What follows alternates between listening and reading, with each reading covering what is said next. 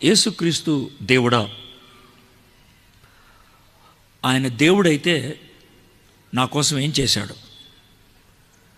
ఆయన దేవుడు అని నేను నమ్మాలంటే జబ్బులు పోవాల్సిందేనా? నేను చేసినటువంటి ప్రార్థనలకి జవాబులు దొరికితే సరిపోద్దా? అవి వేరే చోట కూడా దొరుకుతున్నాయి. నాకు వేరే వాళ్ళు పూజలు చేస్తే కూడా జబ్బులు పోతున్నాయి. మరి అలాంటప్పుడు యేసు ప్రభు యొక్క ప్రత్యేకత ఏంటి? ఎందుకని మీరు యేసు ప్రభు దేవుడు, యేసు ప్రభు ఒక్కడే దేవుడు అని ఎందుకు చెప్తున్నారు? మా దేవుళ్ళో మీ దేవుడిని కూడా కలుపుకుంటే సరిపోదా? ఆయన ప్రత్యేకత ఏంటి? నేను ఎందుకు ఆయన్ని దేవుడని చూడాలి? ఇలాంటి ప్రశ్నలు కొన్నిసార్లు వేరే వాళ్ళు అడుగుతారు, లేదా మీకే రావచ్చు. ఇలాంటి ప్రశ్నలు ఉన్నప్పుడు మనకి ఖచ్చితంగా జవాబు కావాలి. యేసు ప్రభులో ఉన్నటువంటి ప్రత్యేకత ఏంటి? ఆయన విలక్షణ వ్యక్తి. ఆయన లాంటోడు ఇంకొకడు లేడు అని చెప్తున్నారే, ఎందుకు చెప్తున్నారు అలాగా? ఆయన ప్రత్యేకత ఏంటి అనే దాన్ని ఈరోజు మనం తెలుసుకోవడానికి ప్రయత్నం చేద్దాం. నాకున్నటువంటి ఒక చిన్న మైక్ ఏం అవసరం లేదు, నేనే చదువుతాను బైబిల్. మైక్ ఏం అవసరం లేదు, బైబిల్ నేనే చదువుతాను. Thank you. రైట్.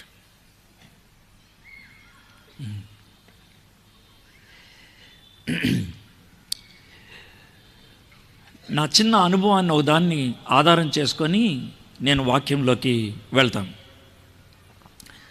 1985 సంవత్సరంలో జరిగిన విషయం. నేను దానికి కొన్ని నెలల ముందే యేసు ప్రభుని నేను సొంత రక్షకుడిగా అంగీకరించాను. అంటే ఏంటి అని మీరు అడగవచ్చు. దాన్ని నేను చివరిలో చెప్తాను ఖచ్చితంగా. అయితే నేను యేసు ప్రభుని విశ్వసించడం మొదలుపెట్టాను. నాకు ఆయన అంటే చాలా ఇష్టం అయిపోయింది. మాది ఏలూరు. ఓ రోజు పొద్దున్న 85 సంవత్సరంలో జనవరి మాసంలో నోట్లో బ్రష్ పెట్టుకొని ఇంట్లోంచి బయటకు వచ్చాను. మా ఇంటి కాంపౌండ్ వాల్కి ఒక పోస్టర్ తగిలిచ్చారు. అప్పట్లో ఎక్కడ పడితే అక్కడ ఇంత పెద్ద మీటింగులు జరిగాయి కావు. విశాఖపట్నం, విజయవాడ, హైదరాబాద్ అలాగా కొన్ని ప్లేసుల్లోనే మీటింగులు జరిగాయి, క్రైస్తవ మీటింగ్. కాబట్టి మా ఇంటి గోడకి ఒక వాల్ పోస్టర్ తగిలిచ్చారు. పోస్టర్ చూసా, అది క్రైస్తవ మహాసభలో విజయవాడలో అన్నారు. ఏలూరు నుంచి 67 కిలోమీటర్లు. ఆ మహాసభలో పోస్టర్ చూశాను. ఆ పోస్టర్లో రెండో వర్తమానికుడు ఫోటో చూసి కింద పేరు చూసి ఈయన ఏం మాట్లాడుతా వినాలి అనే ఆశ కలిగింది. సరే, మూడో రోజున నేను వాక్యం వినటానికని ఏలూరు నుంచి విజయవాడ వెళ్ళాను. సాయంత్రం చాలా పెద్ద క్రౌడ్. దీనికి ఒక 4-5 ఇంతలు ఉన్నారు. ఆ రోజు సుమారు 80-90 వేల మంది ఉన్నారని వాళ్ళు చెప్పారు. కృష్ణానది తీరాన జరుగుతుంది ఆ మీటింగ్. సో ఆ మీటింగ్కి వెళ్ళాను. ఆయన మాట్లాడుతున్నాడు స్టేజ్ మీద. అప్పట్లో ఎల్ఈడి స్క్రీన్స్ లేవు, టెలివిజన్స్ కూడా లేవు. కాబట్టి మనిషిని మామూలుగా చూడాల్సిందే. దూరం నుంచి ఏం కనబడట్లేదు. ఆయన చాలా బాధ అనిపించింది. ఆయన స్వరం అయితే విన్నాను, కానీ దగ్గర నుంచి చూడాలనుకున్నాను. చివరిలో ఒక అనౌన్స్మెంట్ చేశారు, రేపు యూత్ మీటింగ్ ఉంటుంది పలానా చర్చ్లో అని. నేను అనుకున్నాను, ముందే వెళ్ళిపోయి ఫ్రంట్ కూర్చోవాలి అనేసి వెళ్ళి ఫ్రంట్ కూర్చున్నాను. సెకండ్ రోలో సీట్ దొరికింది, కూర్చున్నా. ఆయన వచ్చి మాట్లాడాడు. చాలా దగ్గర నుంచి ఆయన మాట విన్నాను. అయిపోయింది ప్రసంగం. ఆయన ఒక చిన్న టేబుల్ పెట్టుకున్నాడు. ఆ టేబుల్ మీద ఒక సూట్ కేసు పెట్టుకున్నాడు. ప్రసంగం అయిపోయిన తర్వాత సర్దుకుంటున్నాడు. ఆయన సర్దుకుంటుంటే నేను స్టేజ్ దాకా వెళ్ళిపోయి దగ్గర నుంచి ఆయన చూస్తున్నాను. అయితే ఆయన టేబుల్ మీద ఒక రాయి పెట్టాడు. రాయి స్టోన్. మీరు అనుకోవచ్చు ఆయన రాయి ఎందుకు తెచ్చాడు, ఆయన స్టేజ్ మీద ఎందుకు పెట్టాడు. వినండి, పెట్టాడు ఆయన రాయి. నేను ఆ రాయిని తాకి ఇలా అని వాసన చూశాను. మీకు అనుమానం రావచ్చు, చెప్తాను ఎందుకు అలాగా. ఆయన చేశాడు. ఆ తర్వాత ఆయన నా ఇంక చూసి హే కమ్ హియర్ అని అన్నాడు. అలాంటి వ్యక్తి, నాకు ఇష్టమైన వ్యక్తి నన్ను కమ్ హియర్ అని అంటే ఎలా ఉండదో ఆలోచించండి. నేను చాలా ఆసక్తితో పైకి వెళ్ళిపోయాను. ఇంతకీ ఆయన ఎవరు అని అంటే ఆయన పేరు జేమ్స్ ఇర్విన్. చంద్రుడి మీద మొట్టమొదటిసారిగా జీప్ నడిపించినటువంటి వ్యక్తి. నేను తాకినటువంటి రాయి చంద్రుడి మీద నుంచి తీసుకొచ్చానని చెప్పాడు ఆయన. కాబట్టి ఆ రాయిని తాకితే చంద్రుని తాకిన ఫీలింగ్ నాది. అందుకనే నేను చాలా హుషారుగా ఆయన దగ్గరికి వెళ్తే, నీ పేరేంటి అని అడిగాడు. నా పేరు చెప్పాను, ఎడ్వర్డ్ విలియం అని. ఆయన అన్నాడు, ఎందుకు అంత ఎక్సైట్ అవుతున్నావు అన్నాడు. సార్, మీరు చంద్రుడి మీదకి వెళ్ళొచ్చారు, మీతో మాట్లాడుతున్నాను, నేను ఎక్సైట్ అవ్వక ఏమవుతుంది సార్ అని అన్నట్లు జవాబు చెప్పాను. ఇంగ్లీష్లో మాట్లాడుతూ ఉన్నా. ఆ తర్వాత ఆయన అడిగాడు, ఎవరెస్ట్ శిఖరం మొట్టమొదటి ఎవరు ఎక్కారో తెలుసా అన్నాడు. తెలుసు సార్, టెన్జింగ్ నార్వే అని అన్నా. గుడ్. ఆ తర్వాత ఎంతమంది ఎక్కారో తెలుసా అన్నాడు. తెలుసు సార్ అన్నాడు. సంవత్సరానికి 500-600 మంది ఎక్కుతారు తెలుసా అన్నాడు. అంటే అవునా సార్ అన్నా. ఎవరికి లెక్క ఉండదు. కరెక్టే, నేను చంద్రుడి మీద జీప్ నడిపించిన మొదటి వ్యక్తిని. కొంతకాలం అయితే చంద్రుడి మీద మనం రోడ్లు వేస్తామేమో తెలీదు, అప్పుడు చాలామంది వెళ్ళి వస్తారేమో తెలీదు. కాబట్టి దాని గురించి అంత ఆలోచించాల్సిన పని లేదు. కానీ నీకు మాట చెప్తాను విను అన్నాడు. ఏంటి అని అంటే, మానవుడు ఏదైనా రూట్ కనుక్కుంటే ఆ రూట్ని ఉపయోగించే వాళ్ళు వేల మంది ఉంటారు తర్వాత.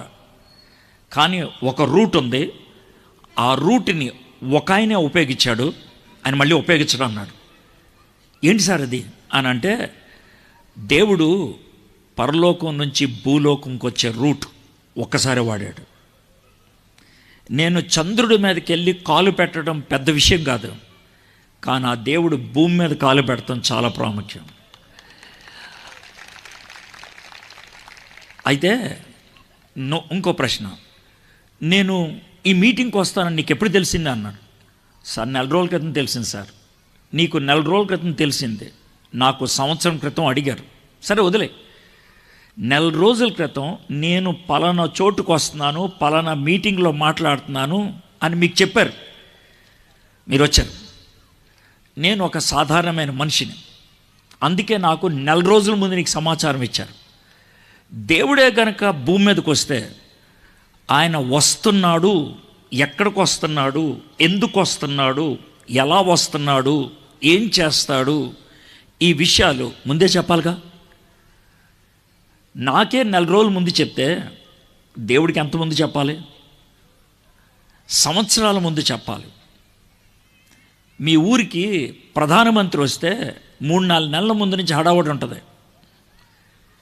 ఒకవేళ అంతర్జాతీయ కాన్ఫరెన్స్ మీ ఊరిలో పెడితే సంవత్సరం ముందు నుంచి హడావుడి ఉంటుంది. కానీ దేవుడేమో ఊరికి వస్తే ఎంత ముందు నుంచి ఉంటుంది? అయితే యేసు ప్రభువారు పరలోకము నుంచి భూమి మీదకు వస్తున్నాడు అనే మాట 100 సంవత్సరాల ముందు చెప్పారు. అవునా సార్? చెప్పారు. ఓ పంచే, ఇంటికెళ్ళి యెషయా గ్రంథం చదువు, నీకు అర్థమవుతుంది. యెషయా గ్రంథం యేసు ప్రభు రావడానికి 700 సంవత్సరాల ముందు రాశారు అని ఆయన అన్నాడు. నేను ఇంటికెళ్ళి చదవటం మొదలుపెట్టాను. నిజంగానే 700 సంవత్సరాలకు ముందు యేసు ప్రభు రావడానికి రాసినటువంటి యెషయా గ్రంథంలో ఆయన కన్యక్క పుడతాడని, వదకు తేబడే గొర్రెవలే ఉంటాడని, ఆత్మ ప్రేరణ బట్టి సువార్తను అందిస్తాడండి, 2 దొంగల మధ్యన సిలువేస్తారని, చనిపోయిన వారిలోంచి తిరిగి లేస్తాడని 700 సంవత్సరాల ముందు రాశాడు. నాకు చిన్న అనుమానం వచ్చింది, ఇది 700 సంవత్సరాల ముందు రాశారా? ఎవరైనా రాసి 700 సంవత్సరాల ముందు అని చెప్పారా? ఈ అనుమానం నాకు వచ్చింది. ఈ అనుమానం వచ్చి నేను కాస్త పరిశోధన చేస్తూ ఉంటే, పరిశోధన అంటే పెద్ద పదం కాదులేండి, లైబ్రరీలో అప్పట్లో ఇంటర్నెట్ కూడా లేదు కదా, పుస్తకాలు అవి చూస్తూ ఉంటే ఒక సంఘటన గురించి నేను చదివాను. చాలా విచిత్రమైన సంఘటన. ఫిబ్రవరి 16వ తారీఖు 1947 సంవత్సరం ఇస్రాయెల్ దేశంలో మృత సముద్రపు ఒడ్డున ఒక 16 సంవత్సరాల కుర్రోడు, మహమ్మద్ ఎద్ దిబ్ అతని పేరు, 16 సంవత్సరాల కుర్రోడు. నేను పేరు చెప్తున్నా, తారీఖు చెప్పా, ఎక్కడ జరిగిందో చెప్పా. నేనేమి కల్పించి మాట్లాడట్లేదు. మీరు చాలా తెలియగల వాళ్ళు నాకు తెలుసు. నేను పేర్లు చెప్తున్నా, మీరు గూగుల్ చేసి చెక్ చేయొచ్చు నేను చెప్పేది కరెక్టో కాదు. నేను ఎవరి చెవులో పువ్వు పెట్టాల్సిన పని లేదు, వాస్తవాలు మేము ముందు పెడుతున్నాం. అయితే ఆయన గొర్రెలు కాసుకునేవాడు. ఆయన గొర్రెలన్నీ ఎత్తుక్కున్నాడు. సాయంత్రం లెక్కేసుకుంటే ఒక గొర్రె తక్కువైంది. గొర్రె ఎక్కడ పోయిందని కొన్ని రాళ్ళు ఏరుకొని ఆ రాళ్ళు ఇసట్టం మొదలుపెట్టాడు అటు ఇటు. ఎందుకని? ఆ రాయి గొర్రెకి తగిలితే అరుసుద్ది, వెళ్ళి పట్టుకొచ్చుకోవచ్చని. లేదా ఒక రాయికి తగిలితే శబ్దానికి బెదురుద్ది, అప్పుడు తెచ్చుకోవచ్చని. కానీ విషయం ఏంటంటే ఆ రాయి ఒకేపు ఇసిరినప్పుడు తనకి ఏదో వస్తువుకు తగిలినటువంటి టంగ్ అని సౌండ్ వినబడింది. ఇదేంటి ఇలాంటి సౌండ్ వినబడిందని అటు వెళ్ళాడు. వెళ్తే ఒక రంధ్రం కనబడింది రాళ్ల మధ్యన. ఆ రంధ్రంలోంచి తొంగి చూశాడు, అదొక గుహ. ఆ గుహలో తనకి కొన్ని బాణలు కనబడ్డాయి, రాతితో తయారు చేసిన బాణలు. కుర్రోడు ఓ 2 బాణలు చేత్తో పట్టుకొని బయటకు వచ్చేసాడు. ఆ బాణలో ఏమున్నదో ఆయన తెలీదు. ఆ బయటకు వచ్చి కొంత ముందుకెళ్ళి అక్కడ ఒక సెకండ్ హ్యాండ్ మార్కెట్, వాడేసిన వస్తువులు అమ్ముతారే వాళ్ళ దగ్గరికి తీసుకెళ్ళి ఈ 2 బాణలు అమ్మేశాడు. ఆ షాప్ ఆయన పేరు ఇస్కిందర్ షా. ఆ మనిషి పేరు కూడా చెప్తున్నాను, ఇస్కిందర్ షా. ఆయనకి అమ్మేశాడు. ఆయన ఆ బాండ్లు ముందు పెట్టి ఎవరన్నా కొనుక్కుంటారు అనుకున్నాడు. తర్వాత రోజు సిరియా దేశానికి చెందినటువంటి ఒక బైబిల్ బోధకుడు, మీరు కొంతమంది బిషప్ అంటారే, ఆయన ఆ రోడ్డు మీద నడుచుకుంటూ వెళ్ళాడు. అతని పేరు జడ్జి రవి ఆయన పేరు. ఆయన రోడ్డు మీద నడుచుకుంటూ వెళ్తున్నాడు. చూసి ఈ బాండ్లు సడన్గా ఆగి, ఈ బాండ్లు అమ్ముతావా అన్నాడు. అమ్ముతాను సార్, తీసుకోండి అని అన్నాడు. రేట్ ఏదో మాట్లాడుకున్నాడు. బాణం మీద మూత తీద్దామని ప్రయత్నం చేస్తే చాలా గట్టిగా ఉంది, తీశాడు. లోన చెయ్యి పెడితే ఒక చుట్ట దొరికింది. చుట్ట అంటే క్యాలెండర్ లాంటిది. బయటికి లాగి తీసి చదవటం మొదలుపెట్టాడు. పురాతనమైనటువంటి రాసినటువంటి రాతలు, తోలు మీద రాసినటువంటి రాతలు, అవి చూశాడు, చదివాడు కొన్ని పదాలు. మళ్ళీ చుట్టి దాంట్లో పెట్టి నేను ఇప్పుడే వస్తా అని దగ్గరలో ఉన్న పోస్ట్ ఆఫీస్కి వెళ్ళి ట్రంక్ బుకింగ్ చేసేవాళ్ళు అప్పట్లో ఫోన్ చేయాలంటే అమెరికాకి ట్రంక్ బుక్ చేసి తన మిత్రుడితో చెప్పాడు, బహుశా ప్రపంచాన్ని అబ్బురుపరిచే ఒక వాస్తవం బయటపడింది అనుకుంటా అన్నాడు. అని విషయాలు చెప్పాడు. మిత్రుడు అన్నాడు, అది నిజమైతే కనుక మనం ప్రపంచానికి ఒక విలువైన సమాచారం ఇచ్చిన వాళ్ళం అవుతాం. నీకెంత డబ్బులు ఖర్చు అయినా పర్లేదు, వెళ్ళి ఆ పని చేయి అన్నాడు. వెనక్కి వచ్చి అతన్ని అడిగాడు షాప్ ఆయన, ఇది నీకు ఇచ్చింది ఎవరు అని అడిగాడు. సార్ ఒక కుర్రోడు అంటే, నువ్వు దయచేసి చెప్ప అంటే, ఎలాంటి సార్ అన్నాడు. కాదు, నేను నీకు డబ్బులు ఇస్తా, అతను ఎవరో నాకు చెప్పు అని అంటే, డబ్బులు ఆశ చూపించినప్పుడు అతన్ని వెతకడం మొదలుపెట్టారు. 6 నెలలు పట్టింది ఆ కుర్రోడు దొరకడానికి. 6 నెలలు. 6 నెలల తర్వాత ఆ కుర్రోడు దొరికితే ఆయన బతిలాడు, అరే ఈ బాండ్లు ఎక్కడి నుంచి తెచ్చావంటే, చూపిస్తాను సార్ అని అక్కడ కొండల్లోకి తీసుకెళ్ళి, ఇదిగో సార్ ఇక్కడ గుహలో దొరికినాయి అన్నాడు. లోనికి వెళ్ళి చూశారు, చాలా బాండ్లు దొరికాయి. ఆ ప్రాంతం మొత్తంలో 273 గుహలు ఉన్నాయి. 15,778 పుస్తకాలు దొరికాయి. అదొక పెద్ద బైబిల్, లేకపోతే పెద్ద లైబ్రరీ, గ్రంథాలయం అని చెప్పాలి. చాలా పురాతనమైంది. ఆ ప్రాంతంలో సుమారు 1900 సంవత్సరాల క్రితం అప్పటికి ఎవరో జీవించేవాళ్ళు. ఎందుకో ఖాళీ చేసి వెళ్ళిపోయారు. పరిశోధనలు మొదలుపెట్టాయి. ఎవరిళ్ళు, ఎందుకు వెళ్ళిపోయారు, ఎప్పటి నుంచి ఉన్నారు, ఈ పుస్తకాలు ఏంటి, ఈ పుస్తకాలు ఎవరు రాశారు, అవన్నీ పరిశోధనలు చేస్తూ ఉంటే అర్థమైనవి.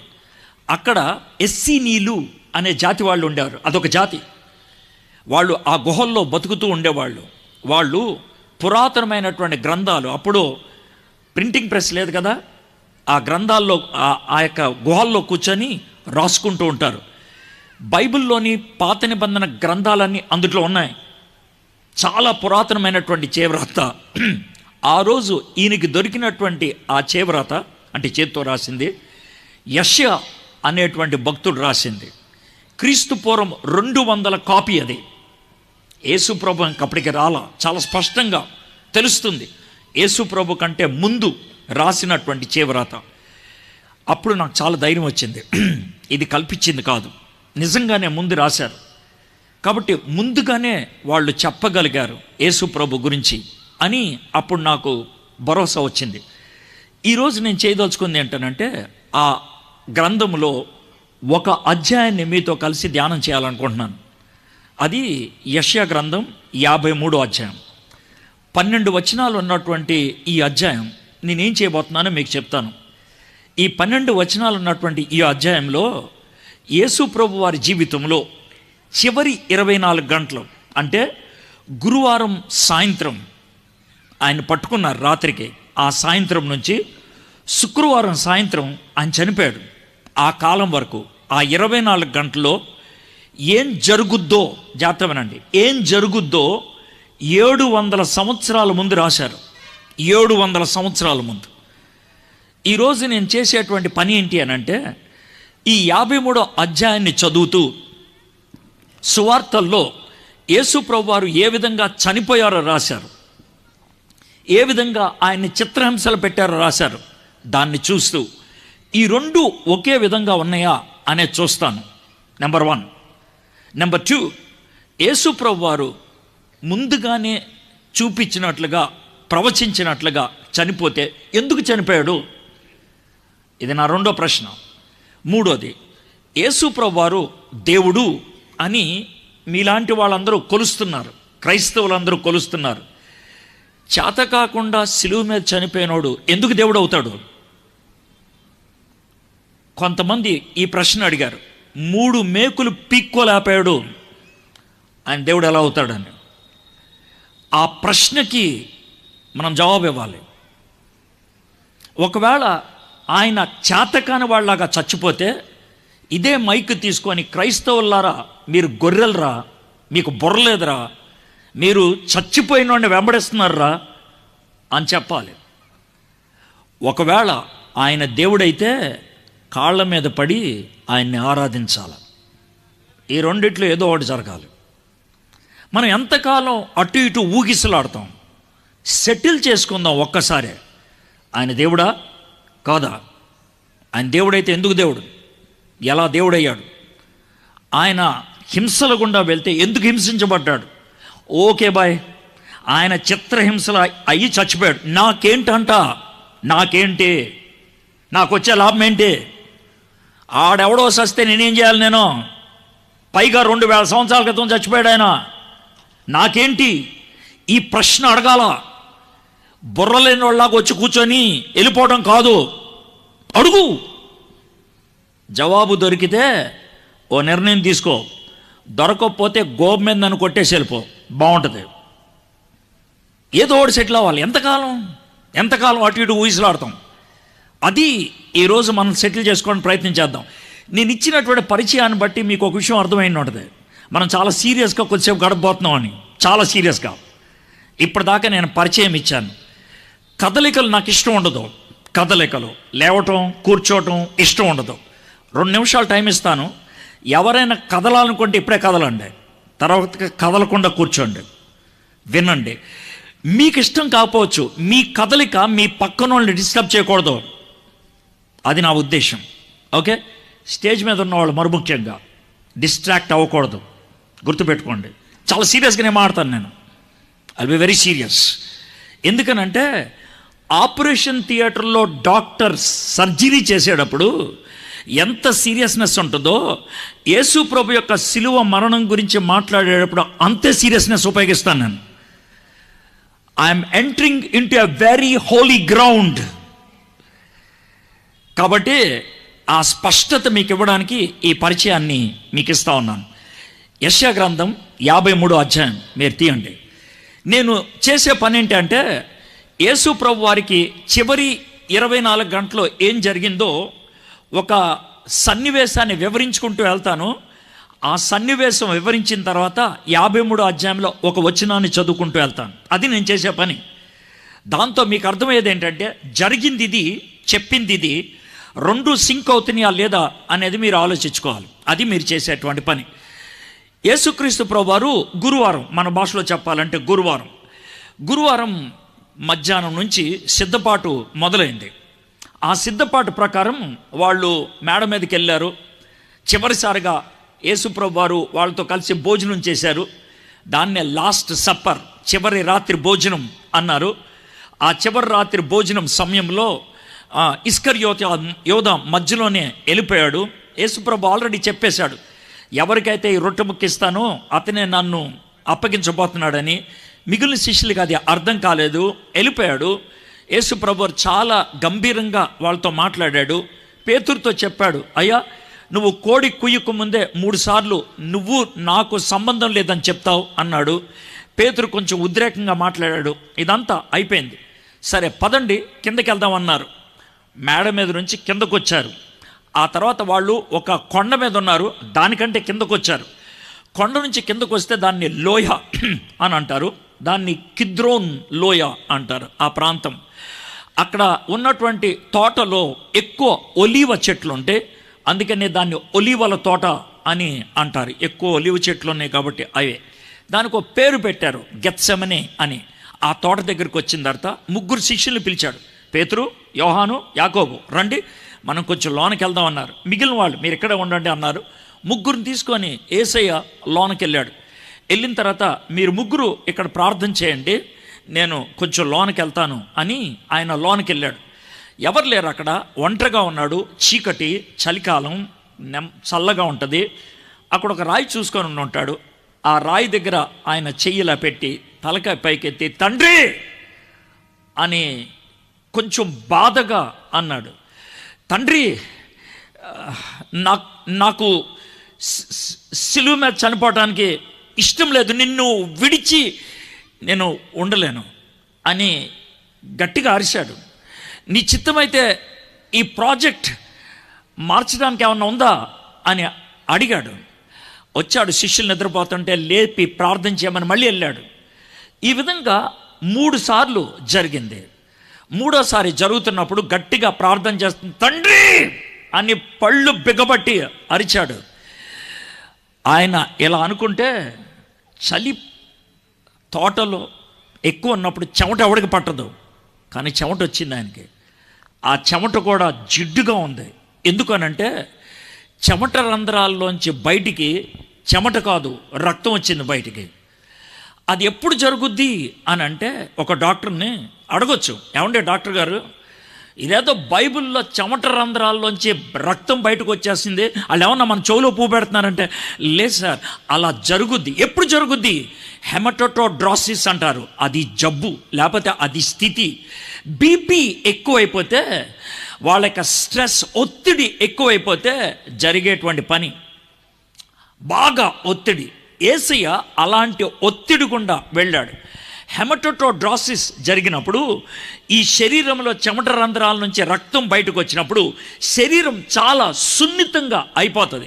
ఎంత సున్నితం అయిపోతుందంటే, నీ శరీరం మీద ఎప్పుడైనా వేడి నీళ్లు పడితే ఆ నీటి పడినప్పుడు ఒక బుగ్గలాగా తయారవదు, ఒక బుడగలాగా అది తాకితే చాలా నొప్పి వస్తుంది.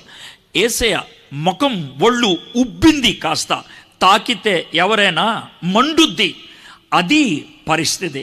ఇప్పుడు నేను యెషయా గ్రంథం 53వ అధ్యాయంలోకి వస్తున్నాను. మేము తెలియజేసిన సమాచారము ఎవడు నమ్మెను, యెహోవా బాహు ఎవనికి బయలుపరచబడెను. ఇవి 2 ప్రశ్నలు. యెషయా అనేటువంటి ఆయన ప్రవచనాన్ని ఈ 2 ప్రశ్నలతో మొదలు పెడుతున్నాడు. ఈ ప్రశ్నలు జవాబు కోసం వేసే ప్రశ్నలు కావు. అవి ఎలాంటివి అంటే తెలుసా? ఎప్పుడైనా మనం వేరే వాళ్ళతో మాట్లాడేటప్పుడు సమాచారము కాకుండా వేరే దానికోసం ప్రశ్నలు వేస్తాం. ఉదాహరణ చెప్తా, నేనెవరో తెలుసు నీకు, హలో నేనెవరో తెలుసు నీకు, అది సమాచారం కోసం కాదు, అది సమాచారం కోసం కాదు. నా సంగతి నీకు తెలీదు, అది సమాచారం కోసం కాదు, అది ఒక స్టేట్మెంట్. దాన్ని ఇంగ్లీష్లో అయితే రెటారిక్ అంటారు. ప్రశ్న ద్వారా ఇచ్చేటువంటి ఒక స్టేట్మెంట్. నేను చెప్పేటువంటి ఈ మాటలు ఎవరు నమ్ముతారయ్యా? ఎందుకు నమ్మరు? దేవుడు అని అంటే ఒక బలాఢ్యుడిగా, ఒక శక్తివంతుడిగా, ఎవరినైనా సరే లేపేసేవాడుగా చూస్తావు అనుకుంటావు.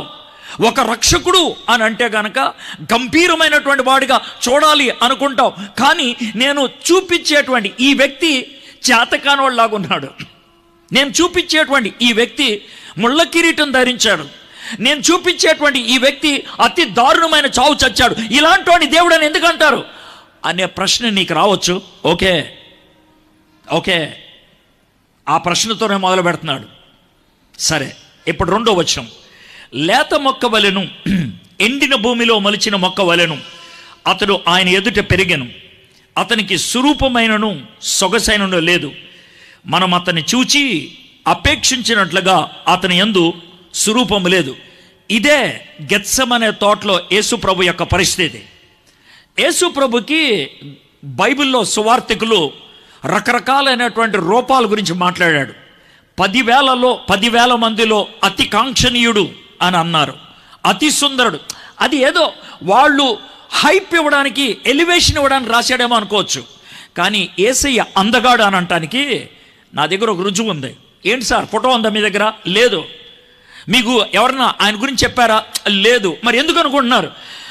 ఒక అందగాడు ఒళ్ళోనే పిల్లలు కూర్చోవడానికి ఇష్టపడతారు. వికృత రూపం ఉన్నటువంటి ఎవడు ఒళ్ళో అయినా పిల్లలు కూర్చుంటారు, వెళ్ళి కూర్చోరు. బాబాయ్ బూచోడని వెళ్ళిపోతారు. యేసయ్య బూచోడు కాదు, అందగాడు. ఆ విషయం గుర్తుపెట్టుకున్నాను. అందుకనే పిల్లలు పరిగెత్తుకుంటూ వచ్చితే ఆయన ఒళ్ళో కూర్చోవడానికి ఇష్టపడితే శిష్యులు అడ్డు వస్తుంటే రానియండి, పిల్లల్ని రానియండి. పిల్లలకి ఇష్టమయ్యేది ఒక అందగాడు, ఒక మంచి రూపం కలిగిన వాడు. యేసయ్య అలాంటోడు. అయితే ఇక్కడ ఏమని రాస్తున్నారు తెలుసా? అలాంటి అందగాడు గుర్తించలేని వాడుగా అయిపోయాడంట.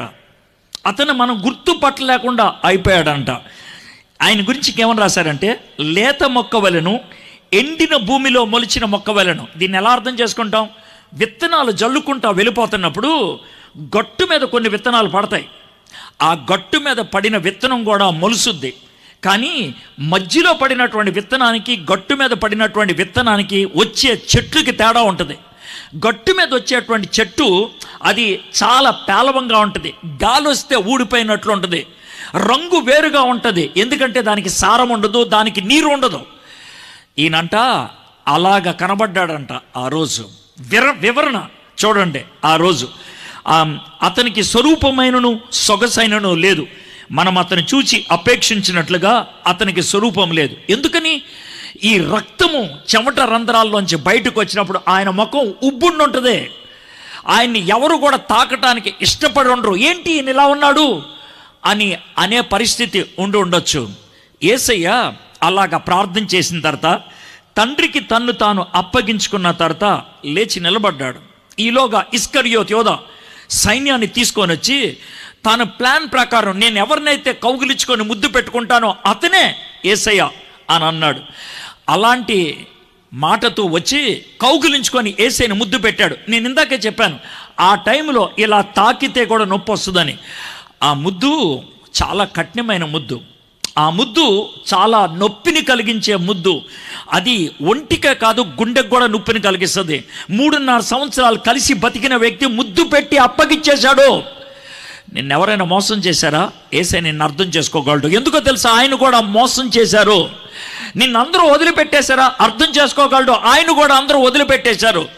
నీకు బెంగ అనిపించిందా? యేసయ్యకి అర్థం అవుతుంది. ఎందుకంటే యేసయ్య శిలువ మీద ఉన్నప్పుడు వాళ్ళ అమ్మను చూసి బెంగతో, మమ్మీ జాన్ చూసుకుంటాడు నిన్ను అని చెప్పగలిగాడు.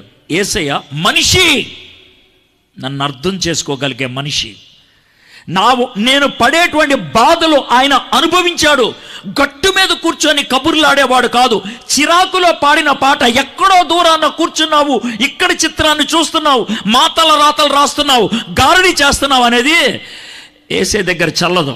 ఉన్నావా? అసలు ఉన్నావా? ఉంటే కళ్ళు మూసుకున్నావు అనే పాటకి జవాబు యేసయ్య. ఆయన కళ్ళు మూసుకోలా, వచ్చాడు ఆయన వచ్చి నువ్వు నేను పడేటువంటి ప్రతి బాధ ఆయన అనుభవించాడు. ఆయన నిన్ను నన్ను అర్థం చేసుకోగలడు. అందుకే బైబిల్ ఏమంటుంది తెలుసా?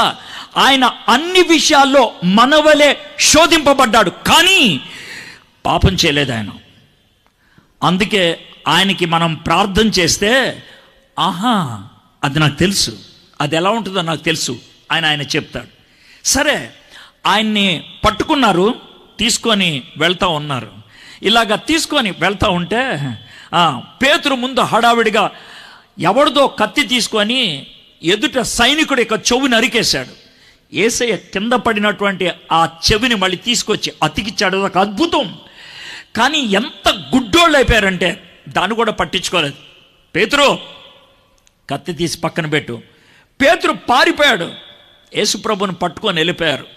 యేసుప్రభుని తీసుకొని వెళ్తా ఉంటే చలికాలం అని చెప్పాను కదా, పేతురు చలిమంట పక్కన కూర్చొని ఉన్నాడు. ఎదురుగా మంట ఉన్నది, వెనకాల పేతురున్నాడు. యేసుప్రభుని తీసుకొని వెళ్తున్నారు. ఒక చిన్న పాప, నువ్వు వాడుతూ ఉన్నావు కదా అని అంటే, లేను.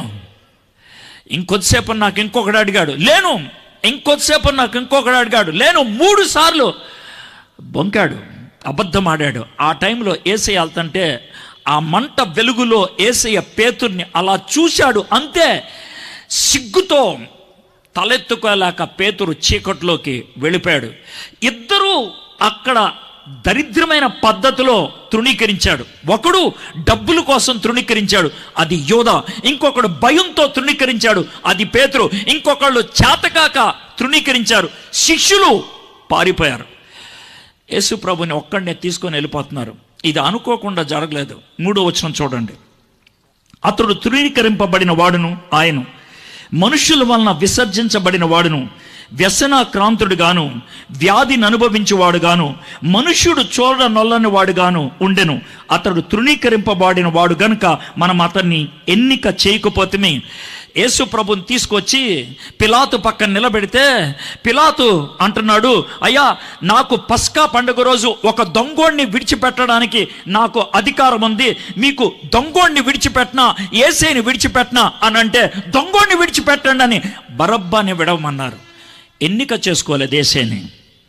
ఇది అనుకోకుండా జరిగింది కాదు, ఆ రోజు జరిగింది.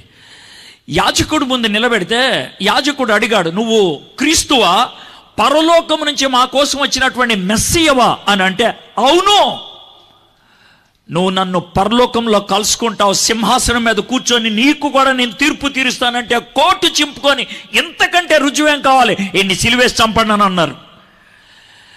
పిలాతు దగ్గరికి తీసుకొస్తే పిలాతు అంటాడు, నాకు ఇందులో ఏ దోషం కనబడలేదంటే, కుదరదు సార్ అని అంటే, ఓకే ఓ పని చేద్దాం. ఏం చేద్దాం అంటే, మనకున్నటువంటి అలవాటు ప్రకారం ఈయన్ని కొరడాతో కొట్టిద్దాం అని అప్పగిచ్చాడు. తీసుకెళ్ళడా, కొరడాతో కొట్టండి అని అన్నారు. యేసు ప్రభుని గబగబా తీసుకొని ఒక ప్రాంతం తీసుకెళ్ళి కొరడాతో కొడతారు. కొరడాతో కొట్టడం స్కార్జింగ్, విప్పింగ్, అది ఉపయోగించే పదం. దానికి ఎలా జరుగుద్ది, ఎలాంటి సిద్ధపాటు ఉంటుంది అని అంటే, అడుగున్నర దూలం లాంటిది భూమిలో దింపుతారు. మనకి గేదెల్ని ఆవుల్ని కట్టేయడానికి మన చావిళ్ళు ఉపయోగిస్తారే, ఒక అడుగు మాత్రం పైకి వస్తుంది, 6 అడుగు భూమిలో ఉంటుంది. అలాగా ఒక చిన్న దూలం పైకి వస్తుంది. యేసు ప్రభు చేతులు 2 దానికేసి కడతారు. ఎలాగా చేతులు 2, ఆయన 6 అడుగుల పైన ఉంటాడు. ఈ కాళ్ళు 2 దూరంగా చాపమని అడుగుతారు. ఒంటి మీద నూలు పోగుండదో బట్టలు నీపేస్తారు. ఇది జరిగేది. ఆ విధంగా 2 చేతులు ఆ విధంగా కట్టేసిన తర్వాత 1 మీటర్ దూరాన్న ఇటు, 1 మీటర్ దూరాన్న ఇటు ఇద్దరు నుంచి ఉంటారు. వాళ్ళ చేతిలో 1.5 మీటర్ పొడవు ఉన్నటువంటి కొరడ ఉంటుంది. దాన్ని స్కార్జ్ అని అంటారు. ఆ కొరడ లెదురుతో, తోలుతో తయారు చేసి ఉంటుంది. 1 మీటర్ తర్వాత ఆ తోలును పేలికలుగా చేస్తారు, చీలుస్తారు. ఒక్కొక్క పేలికి ఏదో ఒకటి కడతారు. ఏం కడతారు సార్? ఒకదానికి ఎముక, ఒకదానికి ముళ్ళు, ఒకదానికి పగిలిన గాజు ముక్క, ఒకదానికి సీసంతో తయారు చేసినటువంటి బంతి, ఒకదానికి ఒక చిన్న రాయి. ఇవి కట్టి ఇటొకడు ఇలాగ తిప్పుతూ ఉంటారు. మధ్యలో యేసు ప్రభు నుంచొని ఉంటాడు. ఎదురుగా ఈ యేసు ప్రభుని కొట్టించడానికి వచ్చినటువంటి అధికారి, శతాధిపతి, సెంచూరియన్ అంటారు, ఆయన ఎదురు కూర్చుంటాడు. ఆయన చెయ్యి పైకైతే కొట్టు అని అంటే, యువతలు ఉన్నవాడు ఒకసారి కొడతాడు, యువతలు ఉన్నవాడు ఒకసారి కొడతాడు. ఈయన కౌంట్ చేయటం మొదలు పెడతాడు. ఆపోజిట్, అటు ఇటు వేరుగా, అంటే ఎదురు బదురుగా ఉండి కొడుతున్నారు కాబట్టి, వాళ్ళు కొడుతున్నప్పుడు వాళ్ళ కొరడ ఇటు పడినప్పుడు మధ్యలో డైమండ్ ఆకారంలో మాంసం ముక్కలు ఎగిరిపోతూ ఉంటాయి. యేసు ప్రభు హెమటోట్రోడాసిస్ గుండా వెళ్ళాడు. రక్తము చెమట రంధ్రాల నుంచి బయటకు వచ్చింది. శరీరం చాలా శుతిమెత్తంగా ఉంటుంది. శుతిమెత్తని శరీరం మీద కొరడతో కొట్టినప్పుడు ఈ గాజు ముక్కలు కానీ, ఎముకలు కానీ, లేదా ముళ్ళు కానీ, రాయి కానీ శరీరంలోకి దిగబడిపోద్ది. ఈ కొరడతో కొట్టేవాళ్ళు ఒక విధంగా కొట్టాలన్న రూల్ ఉంటుంది. మనము ఈ విధంగా కొట్టి వెనక్కి లాగుతాం, కానీ వాళ్ళు కొరడా కొట్టేవాళ్ళు ఆ విధంగా వెనక్కి లాగరు, కొట్టి గుండ్రం తిప్పుతారు. అప్పుడు ఏమవుద్దంటే, ఇక్కడ పడింది అనుకోండి, ఈ విధంగా లాగినప్పుడు పైనుంచి కింద దాకా దున్నినట్లు అవుతుంది. సిసెరో అనేటువంటి ఒక ఆయన చరిత్రకారుడు క్రాస్ అనేటువంటి పుస్తకంలో ఏమని రాస్తాడంటే, శరీరము రిబ్బన్ లాగా వేలాడుతూ ఉంటుంది అని అన్నాడు. 20 దెబ్బలు 15 దెబ్బలు అయ్యేటప్పటికి చాలామంది స్పృహ తప్పి పడిపోతారు. 25-30 దెబ్బలకి చాలామంది చచ్చిపోతారు. కానీ యేసయ్య 39 దెబ్బల వరకు దాన్ని అనుభవిస్తూ ఉన్నాడు. యూదులకి 40 అని చెప్పడం ఇష్టం ఉండదు, ఎందుకంటే 40 సంవత్సరాలు వాళ్ళు అరణ్యంలో తిరిగారు. 40 శోధనకు సూచన, 40 పరీక్షకు సూచన. అందుకే 40 అని చెప్పడానికి ఇష్టం లేక 39 దగ్గర ఆపేస్తారు. 39 కొరడా దెబ్బలు ఆయన్ని కొట్టారు, భయంకరంగా చిత్రహింసలు చేశారు. ఇది అనుకోకుండా జరిగిందా? చూద్దాం. 4వ వచనం, నిశ్చయముగా అతడు మన రోగములను భరించెను, మన వ్యసనములను వహించెను. ఆయనను మొత్తబడిన వానుగాను, దేవుని వలన బాధింపబడిన వానిగాను, శ్రమ పొందిన వానిగాను మనం అతన్ని ఎంచితిమి. 5వ వచనం, మన అతిక్రమములు బట్టి అతడు గాయపరచబడెను, మన దోషములు బట్టి నలగొట్టబడెను, మన సమాధానార్థమైన శిక్ష అతని మీద పడెను, అతడు పొందిన దెబ్బల చేత మనకి స్వస్థత కలుగుచున్నది. ఈ 2 వచనాల్లో మనకి చాలా ప్రశ్నలకి జవాబులు దొరుకుతాయి. ఒక్కొక్క ప్రశ్న అడుగుదాం, దానికి జవాబు ఏంటో చూద్దాం. యేసు ప్రభుని ఎవరు కొట్టించారు? పిలాతా? యేసు ప్రభుని ఎవరు కొట్టించారు? ఇస్కరియోతు యోధానా? యేసు ప్రభుని ఎవరు కొట్టించారు? రోమన్ అధికారులా? యేసు ప్రభుని ఎవరు కొట్టించారు? యోధా మత నాయకులా? యేసు ప్రభుని ఎవరు కొట్టించారు? పేతురా? ఎవరు కొట్టించారు అని అంటే మీరు ఊహించినటువంటి జవాబు ఉన్నది 4వ వచనంలో. చూద్దాం మళ్ళొకసారి. 4వ వచనం, నిశ్చయంగా అతడు మన రోగములను భరించెను, మన వ్యసనములను వహించెను, ఆయనను మొత్తబడిన వానిగాను. నెక్స్ట్ లైన్ చూడండి, దేవుని వలన బాధింపబడిన వానిగాను. ఆయన్ని బాధించింది దేవుడంట. దేవుడు. నేనేమి కల్పించి మాట్లాడట్లా, మీ దగ్గర ఉన్న బైబిల్లో ఉన్న మాట నా దగ్గర ఉంది. ఎందుకు దేవుడు కొట్టించాడు ఆయన్ని? ఎందుకు దేవుడు కొట్టించాడు ఆయన్ని? దేవుడు కాపాడాల్సింది పోయి ఆయన్ని కొట్టించడం ఏంటండి? పిచ్చకపోతే ఇది మీకు వచ్చే ప్రశ్న, మంచి ప్రశ్న. ఎందుకు కొట్టించాడంటే దేవుడికి ఉన్నటువంటి 2 గుణాల మధ్యన ఒక విధమైనటువంటి పోటీ ఏర్పడింది. ఆయనకున్నటువంటి ఒక గుణం ఏంటంటే పవిత్రత, పరిశుద్ధత. పవిత్ర దేవుడు, పరిశుద్ధ దేవుడు పాపాన్ని చూసి ఊరుకోలేడు. పాపం మీద ఆయన కోపం వస్తుంది, పాపానికి శిక్ష పడాలి, పాపం మీద తన యొక్క ఉక్కు పాదం పెట్టాలి. దేవుడు పరిశుద్ధుడు, పాపాన్ని చూడలేనటువంటి వాడని. అది ఆయనకున్నటువంటి ఒక లక్షణం. రెండోది, దేవుడు ప్రేమ కలిగిన వాడు. ప్రేమ కలిగిన వాడుగా తాను సృజించుకున్నటువంటి మానవుణ్ణి తాను శిక్షించడం ఇష్టం ఉండదు ఆయనకి. ఆయనకున్నది ఇష్టం. మానవుడు విపరీత పరిస్థితుల్లోకి వెళ్ళినప్పుడు ఇక ఏమి చెయ్యలేక మానవుని శిక్షకు అప్పగిస్తాడు, కానీ ఆయన ఇష్టంతో శిక్షించేవాడు కాదు. అయితే ఈ ప్రేమ కోరింది మానవుడికి శిక్ష పడకూడదని, ఆయన పవిత్రత కోరింది మానవుడు చేసిన పాపానికి శిక్ష పడాలని. ఈ నేపథ్యంలో మధ్యలోకి వచ్చి నుంచుందే యేసయ్య. ఆయన చేసినటువంటి పని ఏంటంటే, తండ్రి వీళ్ళు చేసిన పాపానికి నీ మీద కోపం ఉంది కదా, నీ కోపం ఉంది కదా, ఆ కోపం నా మీద చూపించు. వాళ్ళ మీద ప్రేమ ఉంది కదా, నన్ను కొట్టిన దానికి వాళ్ళని విడిచిపెట్టు. నీకు బదులుగా తన్నులు తినడానికి వచ్చాడు ఆయన, నీకు బదులుగా శిక్షను అనుభవించడానికి వచ్చాడు. అందుకు తండ్రి అనుమతించాడు ఆయన. 5వ వచనం చూడండి, ఎందుకు ఆయన్ని కొట్టారో చెప్తారు. మన అతిక్రమములు బట్టి అతడు గాయపరచబడెను. అతిక్రమం అంటే వద్దు అన్నది చేస్తే అతిక్రమం, గీత దాటితే అతిక్రమం. అతిక్రమం మనం ఎన్నో చేశాం. చెయ్యొద్దు అన్నదాన్ని చేశాం, వెళ్ళకూడదు అన్న చోటకి వెళ్ళాం, తినకూడదు అన్నదాన్ని తిన్నాం, తాగకూడదు అన్నదాన్ని తాగాం. అతిక్రమం. ఆ అతిక్రమాలకి అతడు గాయపరచబడెను. మన దోషములు బట్టి నలగొట్టబడెను. దోషం అంటే ఏంటి? చెయ్యాల్సింది చెయ్యకపోవటం. చెయ్యకూడనిది చేస్తే అది అతిక్రమం అయితే, చెయ్యాల్సింది చేయకపోతే దోషం. మనం చేసిన అన్ని తప్పులు ఈ 2 గుంపుల్లో ఉంటాయి. వాటి కోసం ఆయన్ని హింసించారు. మనకు బదులుగా ఆయన శిక్షను అనుభవించడానికి ఇష్టపడ్డాడు. ఒక ఆయన ఒక అద్భుతమైనటువంటి ఉదాహరణ చెప్పాడు. బహుశా ఆ ఉదాహరణ మీకు అర్థమవుతుందని నేను అనుకుంటాను. ఇది స్కాట్లాండ్ దేశంలో ఇంగ్లాండ్ దేశంలో జరిగినటువంటి విషయం. ఒక జడ్జి గారు ఉన్నారు. ఆ జడ్జి గారికి ఒక కూతురు ఉంది. ఆ అమ్మాయికి 15 ఏళ్ళు. ఆ అమ్మాయిని స్కూల్ నుంచి తీసుకొస్తున్నాడు ఒకరోజు జడ్జి గారు కారులో.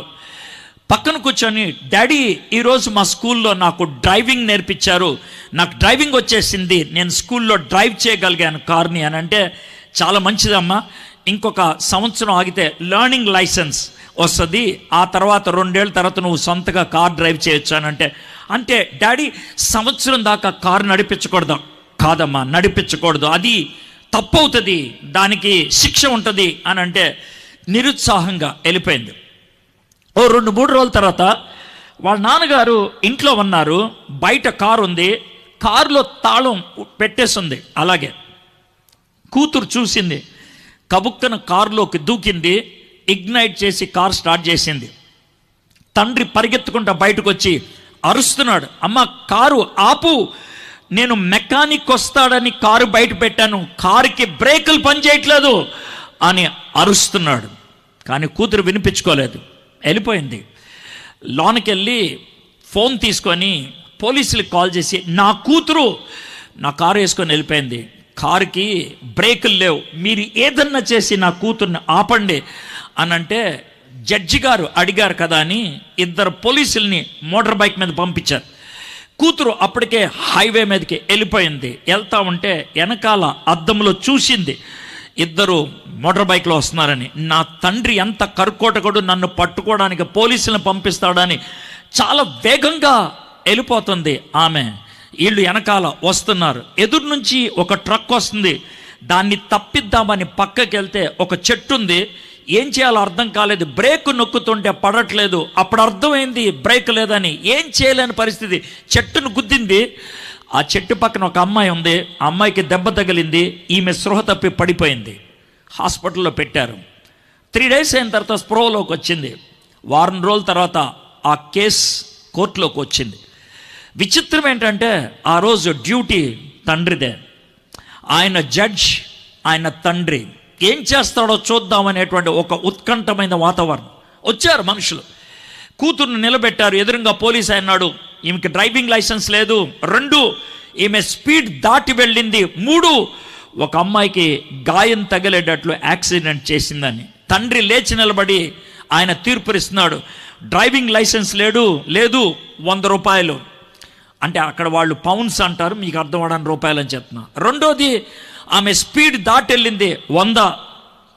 ఆమె ఇంకో వ్యక్తికి గాయాన్ని కలిగించింది, 5 కొరడా దెబ్బలు అని అన్నారు. అందరూ తండ్రేనైనా ఇలాంటి తీర్పునిస్తాడా అని అనుకున్నారు. కూతురు తండ్రి వైపు చూసి ఛీ అని తలకాయ తిప్పేసుకుంది. తండ్రి గదిలోకి వెళ్ళిపోయాడు. ఈలోగా పోలీసులు వచ్చి, నీ దగ్గర 200 ఉన్నాయా అని అడిగారు. లేవండి. అమ్మ, మరి లేకపోతే దాన్ని కూడా కొరడా దెబ్బలకి మార్చాల్సి వస్తుంది, ఏదో ఒకటి చేయండి, మా డాడీయే కాదన్నప్పుడు ఇక నాకెందుకు అని అంటే, వాళ్ళకి ఏం చేయాలా అలాగున్నారు. ఈలోగా తండ్రి తన జడ్జి గారు కోట్ తీసి మామూలు డ్రెస్ వేసుకొని వచ్చాడు. తండ్రిని చూడటానికి ఇష్టపడలేదు. తండ్రి జోబులోంచి చెక్ బుక్ తీసి 200కి సంతకం పెట్టి, అమ్మా 200కి నీ పేరు పెట్టి సంతకం పెట్టి, ఆ సంతకం పెడితే నీదవుద్దంటే, అమ్మా పెట్టండి అన్నారు. సరే అని అనుకుంది. ఆ తర్వాత కొరడా తీసుకొని ఒక అతను వచ్చాడు. అమ్మాయిని అక్కడ నిలబెట్టారు. అతను కొరడా తీసుకొని కొట్టే ఆయన, సార్ మీ కూతురు కదంటే, నా కూతురు అయితే ఏమైంది, తప్పు చేసింది, తీర్పది, శిక్షించు అని అంటే, జడ్జి గారు కూతుర్ని కొట్టడానికి భయం వేసి కళ్ళతో చూడలేక కళ్ళు మూసుకొని కొరడా పైకి లేపి గట్టిగా కొడితే అందరూ ఆగు అని అరిశారు. జడ్జి గారు కూతుర్ని కొడితే అరుస్తారని తెలిసి ఆగలేదు. గబగబా 5 దెబ్బలు కొట్టేసి కొరడా కింద పడేసి బాధతో చేతులు అడ్డు తీసుకుంటుంటే తాను షాక్ తిన్నాడు. తాను కొట్టింది కూతుర్ని కాదు, జడ్జిని. ఆయన చేసిన పనుల్లో ఒకటి, ఆయన కళ్ళు మూసుకొని మీద పడి కౌగిలించుకున్నాడు. దెబ్బల మీద పడతా ఉంటే కూతురు చెవులో ఈ మాట అంటున్నాడు, అమ్మా నువ్వు చేసినటువంటి తప్పుకి చట్టం అడిగింది శిక్ష పడాలని, కానీ నా ప్రేమ అడుగుతుంది ఆ శిక్ష నువ్వు భరించలేవని. అందుకే నీ శిక్షను నేను భరించాను. యేసుక్రీస్తు ప్రభువారు ఒకవేళ ఇక్కడ నిలబడి మాట్లాడితే ఆయన చేసేది అదే, ఆయన చెప్పేది అదే. నువ్వంటే నాకు చాలా ఇష్టం. ఈ మీటింగ్కి నిన్ను తీసుకొచ్చి ఈ వర్తమానం నీకు వినిపించడంలో నా ఉద్దేశం ఒకటే, నీ కోసం నేను దెబ్బలు తిన్నాను, నేను నీ కోసం శ్రమను అనుభవించాను, నేను నీ కోసం నేను నలగొట్టబడాను, నేను నీ కోసం ప్రాణం పెట్టాను, నేను నీ కోసం. ఆయన నా కోసం గాయపరచబడ్డాడు, నలగొట్టబడ్డాడు. యేసు ప్రభుని ఆ విధంగా భయంకరంగా కొట్టిన తర్వాత ఒక చెట్టు ఉంటుంది, అది క్యాక్టస్ జాతికి చెందింది, తుమ్మ లాంటిది ఉంటుంది. ఒక పెద్ద కొమ్మ తీసుకొచ్చారు. ఆ కొమ్మకి 1.5 నుంచి 2 అంగుళాల దానికి ముళ్ళు ఉంటాయి. అది పైన గుండ్రం చుట్టి ఇక్కడ పెడతారు, పెడితే ఉండదు అది. చాలామంది పెళ్ళిళ్ళలో ఆడవాళ్ళు వెయిల్ పెట్టుకుంటారు, పైన రీద్ ఉంటుంది, ఉండదు. దానికి హెయిర్ పిన్స్ పెడతారు. వీళ్ళు యేసుప్రభు నెత్తి మీద ఆ ముళ్ళతో ఆ చట్రం పెట్టినప్పుడు అది ఉండదు అది. అందుకే ఏం చేస్తారంటే ఇక్కడొక ముళ్ళు, ఇక్కడొక ముళ్ళు, ఇక్కడొక ముళ్ళు, ఇక్కడొక ముళ్ళు, చెక్కతో గోడలోకి మేక్ కొట్టినట్లు బుర్రలోకి దింపుతారు. ఎంత భయంకరంగా ఉంటుందో ఆలోచించండి.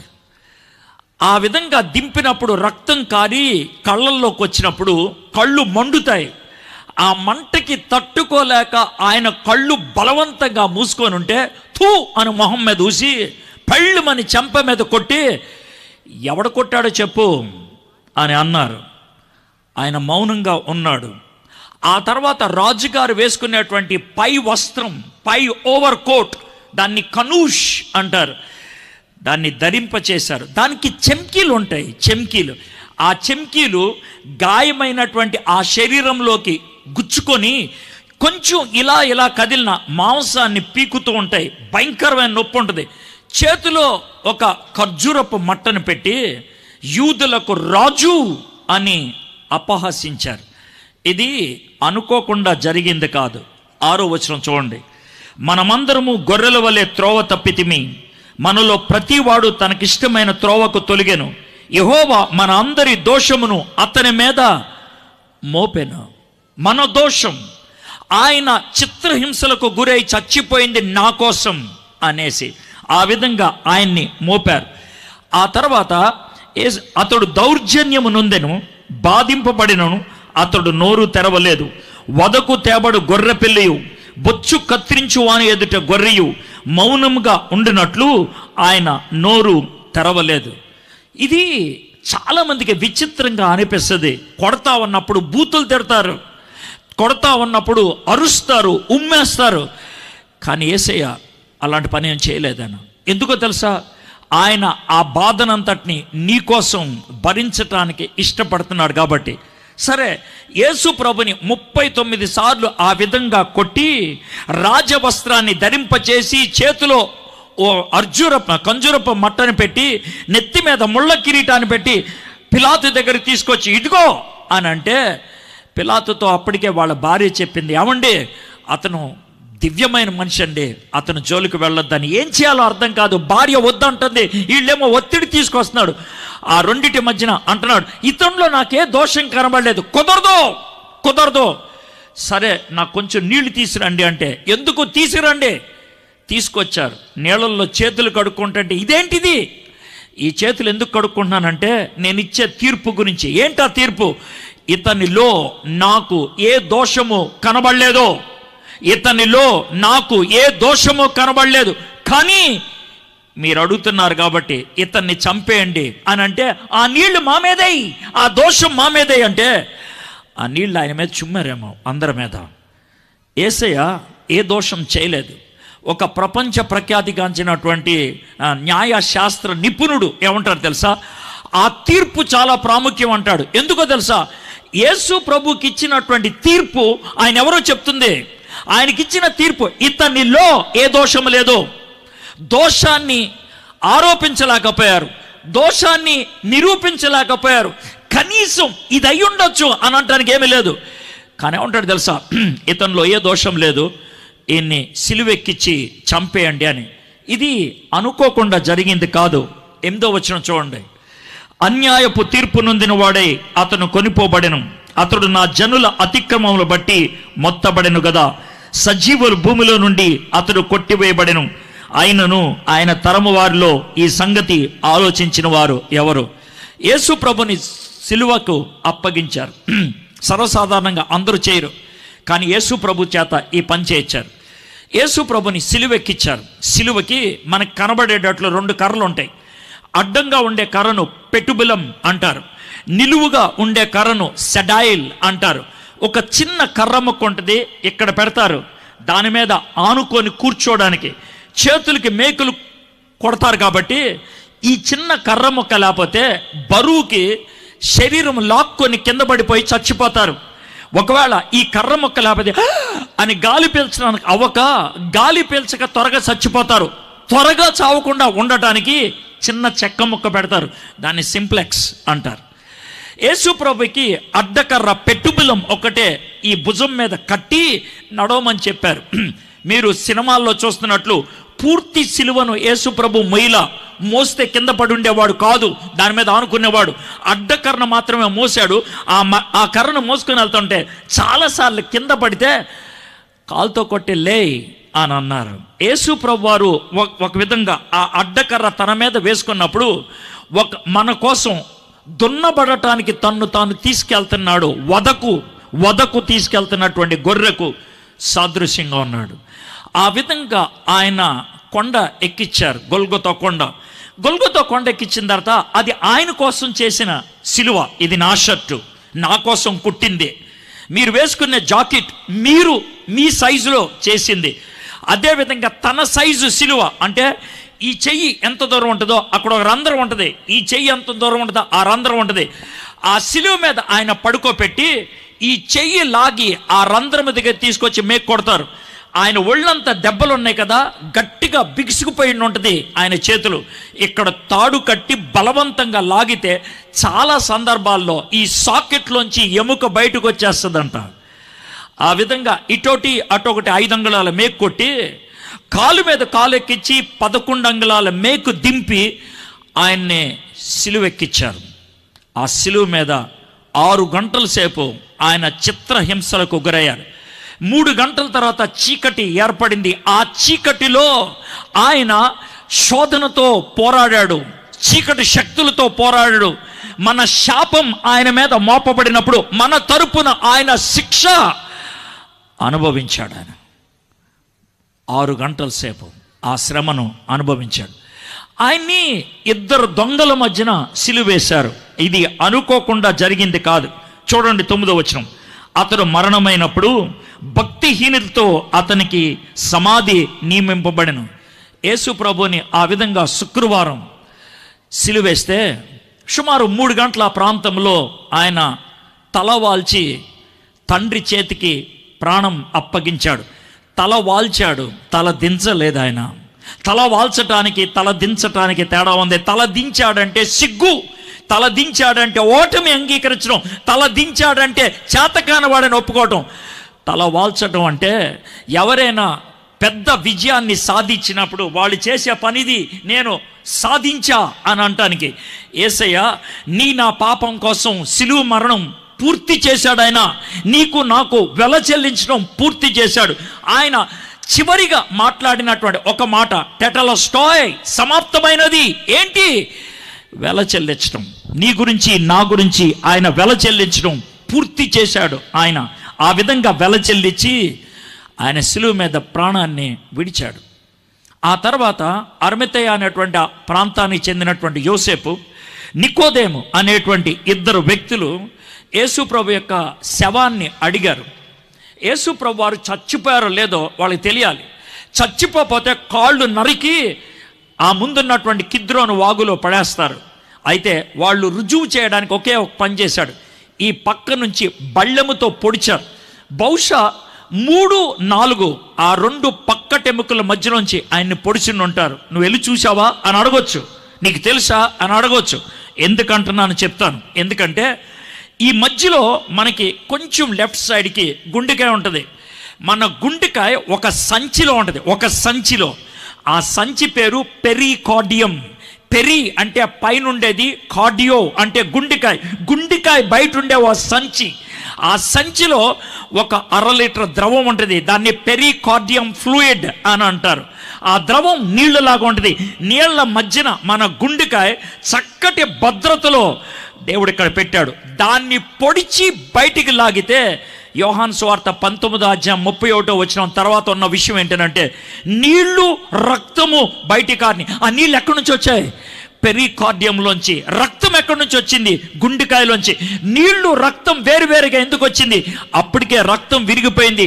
ఎందుకు విరిగింది రక్తం? మనిషి చచ్చిపోయాడు అంటానికి రుజువు ఆయన శిలువ మీద ప్రాణం వదిలేయడం.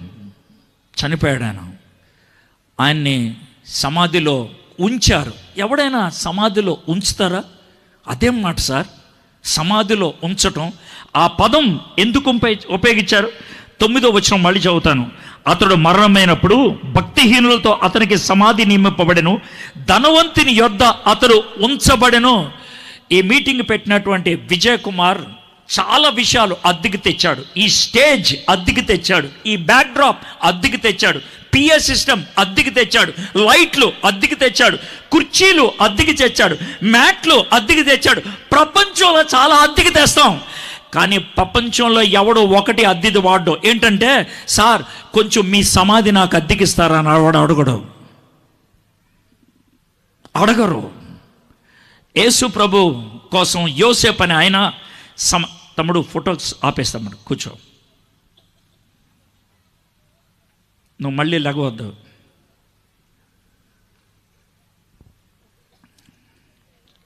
ఇదే లాస్ట్ టైం.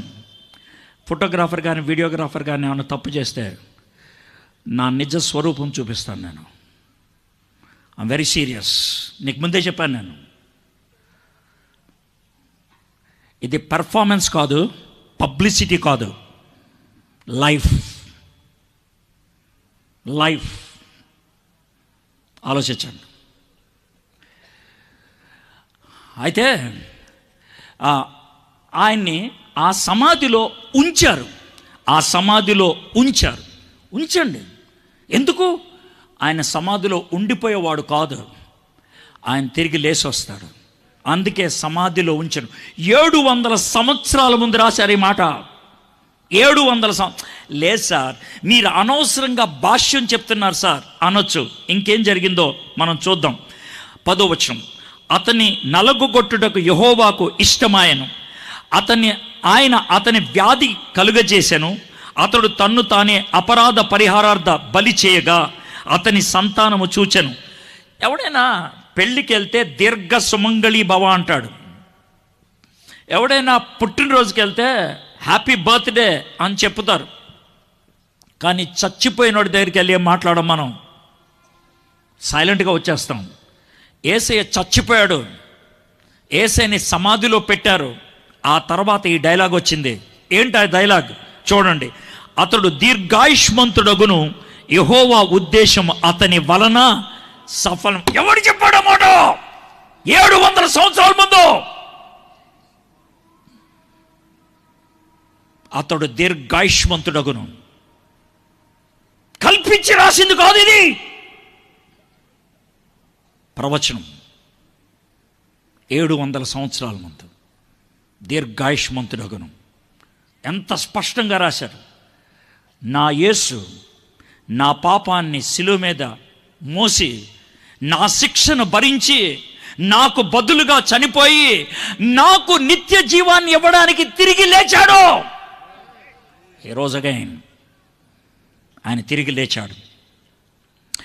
అతడు తనకు కలిగిన వేదనను చూచి తృప్తి నొందెను.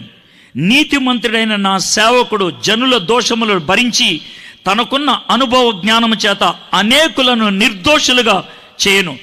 ఈ రాత్రి యేసు దగ్గరకు వచ్చి, యేసయ్యా నా దోషము ఒప్పుకుంటున్నాను, యేసయ్యా నా పాపాన్ని నీ దగ్గర ఒప్పుకుంటున్నాను, నా అతిక్రమాన్ని నీ దగ్గర ఒప్పుకుంటున్నాను, ఎవరికి తెలియనటువంటి దరిద్రమైన జీవితాన్ని జీవించాను నేను, నీ దగ్గర ఒప్పుకుంటున్నాను అని అంటే, ఆయన చేసేటువంటి పని ఎంత స్పష్టంగా ఇక్కడ ఉందో చూడండి. 11వ వచనం, అతడు తనకు కలిగిన వేదనను చూచి తృప్తి నొందును. నీతిమంతుడైన అయిన నా సేవకుడు జనుల దోషములను భరించి తనకున్న అనుభవ జ్ఞానము చేత అనేకులను నిర్దోషులుగా చేయును. ఈ రాత్రి ఆ అనేకుల్లో నువ్వు ఉండటానికి ఇష్టపడుతున్నావా? చాలా క్లియర్గా అడుగుతున్నాను. అనేకులు అనే మాట ఎందుకు అన్నారు? అందరూ అని ఎందుకు అనకూడదు? అందరూ అని ఎందుకు అనకూడదంటే ఆయన చనిపోయింది అందరి కోసమే, కానీ అంగీకరించిన వాళ్ళనే నిర్దోషులుగా చేస్తాడు. ఈ రాత్రి నీకు ఇష్టం వచ్చి నీ మనస్ఫూర్తిగా, బలవంతం ఏమీ లేదు, బలవంతపు మత మార్పిడి బైబిల్ ప్రకారం సాధ్యం కాదు. నీకు ఇష్టమైతే ఈ రాత్రి ఆయన నిన్ను నిర్దోషిగా తీర్పునిస్తానికి ఆయన ఇష్టపడుతున్నాడు.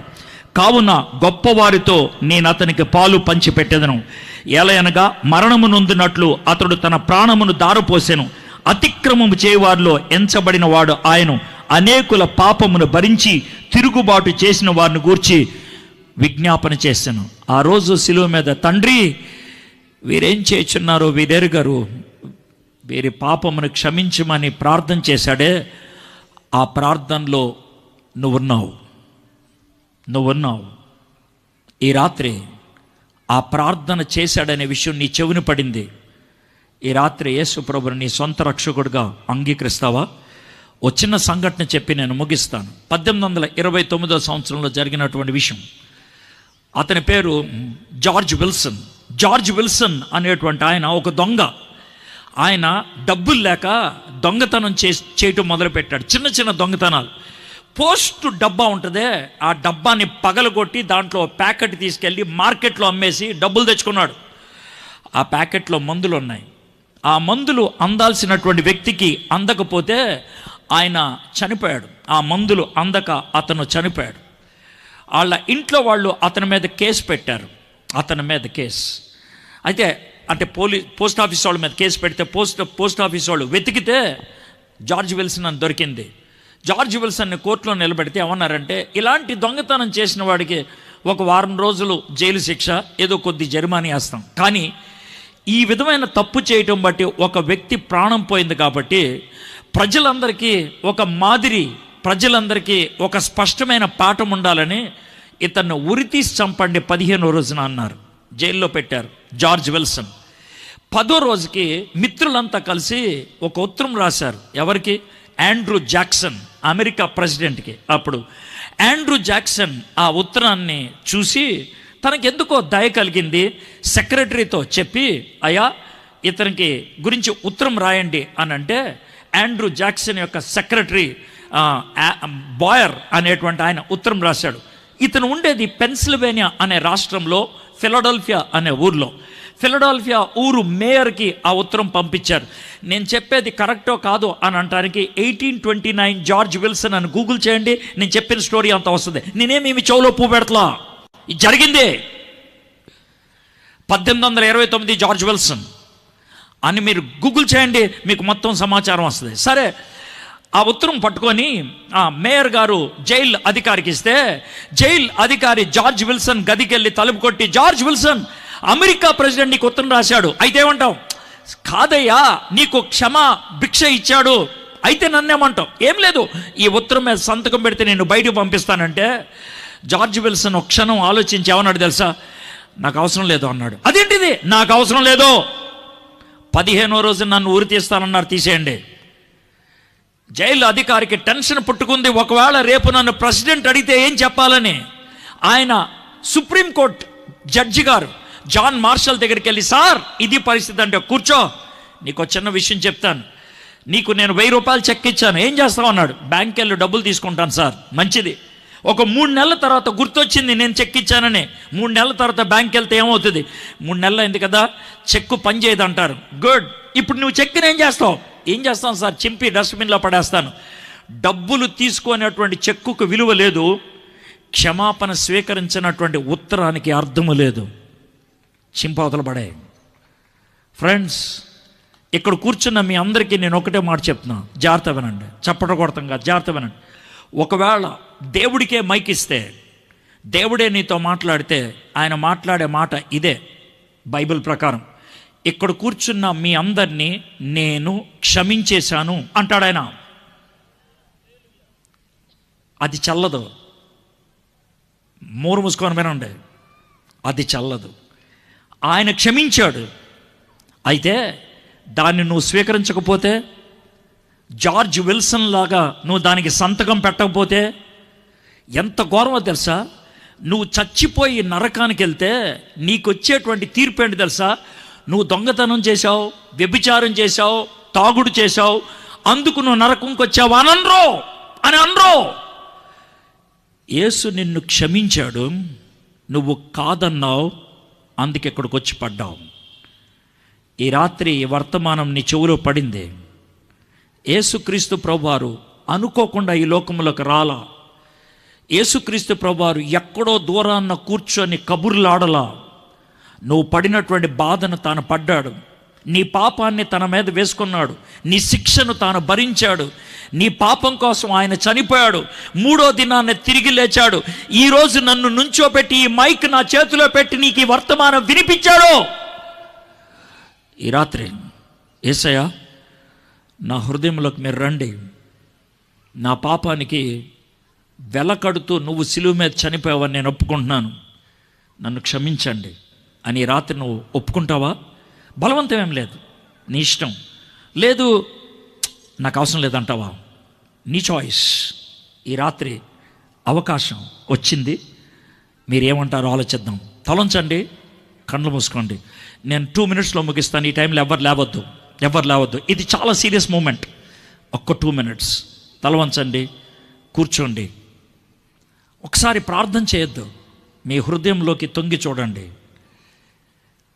ఈ మాటలన్నీ విన్నారు మీరు. ఈ మాటలు వింటున్నప్పుడు మీకేమనిపించింది? మన అతిక్రమములు బట్టి అతడు గాయపరచబడెను, మన దోషములు బట్టి అతను నలుగొట్టబడెను.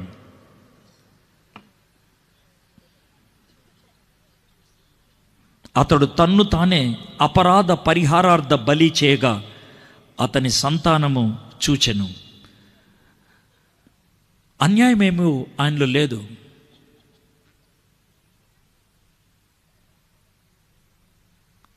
అన్యాయపు తీర్పు నొందినవాడాయన, న్యాయము వంతుడాయన, అన్యాయముగా తీర్పు పొందాడాయన. ఎందుకు అనంటే ఆయన చనిపోయింది ఆయన చేసిన పాపానికి కాదు, నువ్వు నేను చేసినటువంటి పాపానికి. ఈ రాత్రి ఇది నిజం అని నువ్వు నమ్మితే, నీ హృదయంలో ఇది సత్యం అని గ్రహిస్తే, ఈ రాత్రి పరిశుద్ధాత్ముడు నీ హృదయంలో పనిచేస్తున్నప్పుడు, అయ్యా నేను పాపిని, నన్ను క్షమించు, అయ్యా నేను పాపిని, నన్ను క్షమించు, నా హృదయంలోకి రండి అని చెప్పడానికి ఇష్టమేనా? నేను చిన్న ప్రార్థన చేస్తాను. ప్రార్థన చేయకముందు మీలో ఎవరైనా నేను ఆ యేసయ్యని నా రక్షకుడిగా అంగీకరిస్తాను, నా హృదయంలోకి రమ్మని అడుగుతాను, మనస్ఫూర్తిగా మీలో ఎవరైనా స్వేచ్ఛతో హృదయపూర్వకంగా అంగీకరించి ప్రార్థన చేయడానికి ఇష్టపడితే మీ కుడి హస్తాన్ని ఎత్తి చూపించండి. మీ గురించి నేను ప్రార్థన చేస్తాను. చేతులు ఎత్తిన వాళ్ళు దించేయండి.